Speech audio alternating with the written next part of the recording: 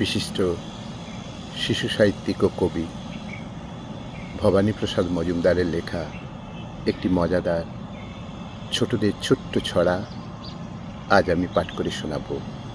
ছড়া কাটাকুটির মজা। শুরু করছি। ট্রামে বাসে টিকিট কাটে, কেউ বা কাটে পকেট। রাত যদি না কাটে তবে মারব চাঁদে রকেট।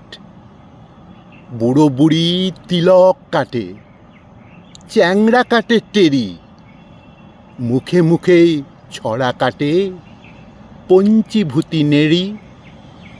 ময়রা দুধের ছানা কাটে, সুতো কাটে জোলা। সারা দুপুর সাঁতার কাটে বনসাভূত ভোলা। আকাশ ভরা মেঘ কেটে যায়, ভয় কেটে যায় প্রাণে। দোকান ভরা মাল কেটে যায়, তাল কেটে যায় গানে। পেট কাটাটা করল কেটেই, মজুর কাটে মাটি।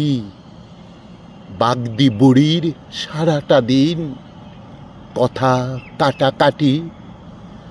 নন্দী মুদি ফন্দি এটেই কাটে লোকের গলা।